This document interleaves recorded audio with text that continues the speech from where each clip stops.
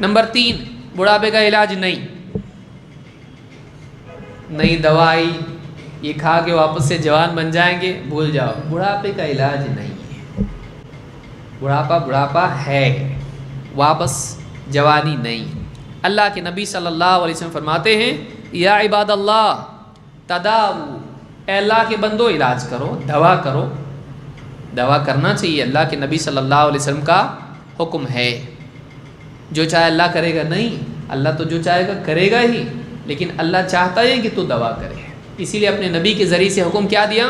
دوا کرو۔ عباد اللہ یا عباد اللہ تداؤ فإن اللہ لم يضع داء الا وضع له دواء، اس لیے کہ اللہ تعالیٰ نے جو بھی بیماری رکھی ہے، اللہ تعالیٰ نے اس کے لیے دوا بھی پیدا کی ہے۔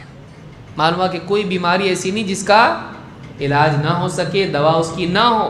ہاں غیر داء واحد، ہاں ایک بیماری ہے جس کا علاج نہیں، کیا ہے وہ؟ الحرم، بڑھاپا۔ معلوم ہوا کہ بڑھاپا خود ایک بیماری ہے۔ حدیث کیا بتا رہی ہے؟ بڑھاپا خود ایک بیماری ہے، لیکن یہ ایک ایسی بیماری ہے جس کا کوئی علاج نہیں۔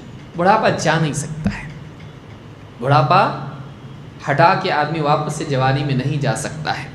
لہٰذا کوئی آدمی اس بھرم میں نہ رہے کہ بڑھاپے میں کچھ ایسی دوا نکلے گی، معلوم ہے سائنس بہت ترقی کر رہا ہے، بڑھاپے کا علاج نہیں ہے، بڑے بڑے سائنسداں گئے۔ اس حدیث کو امام احمد، ابو داؤد، ترمذی، نسائی اور ابن ماجہ نے روایت کیا، اور یہ حدیث صحیح ہے۔